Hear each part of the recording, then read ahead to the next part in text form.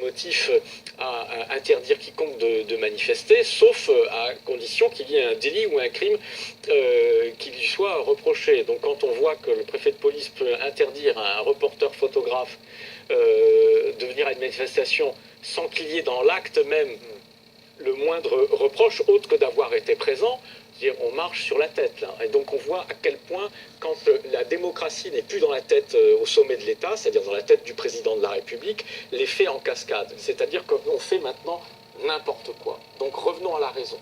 Le problème, c'est que, et vous l'avez souligné, bien évidemment, ce n'est pas d'un ensemble de manifestations que va sortir une quelconque solution maintenant.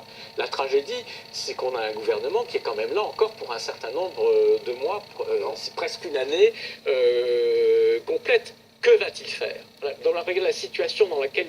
plus rien, parce que sinon il y a blocage du pays.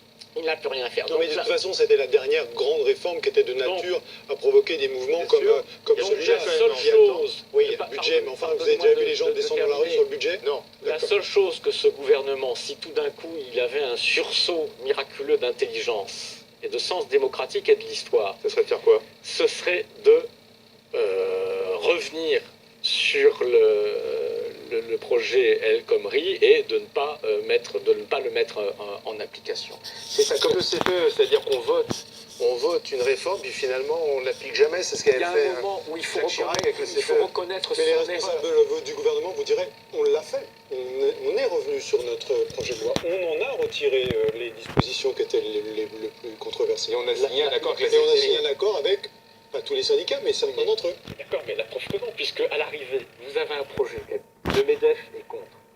La majorité des syndicats... Ça devrait vous satisfaire, puisque vous dites que le gouvernement... Alors, non, mais savoir, soit le gouvernement est au service du MEDEF, soit maintenant vous dites que le MEDEF est contre. Mais non, ce que je veux dire, c'est que là, simplement, je fais un simple rappel à la raison. C'est même pas un problème gauche-droite, ça. Si vous avez arrivé à un État, vous avez un projet, les patrons sont contre, la plupart des syndicats sont contre, 75% des Français dans toutes les enquêtes sont contre, la majorité des députés sont contre. On sait très bien que à gauche, la motion de censure ne passe pas parce que, malgré tout,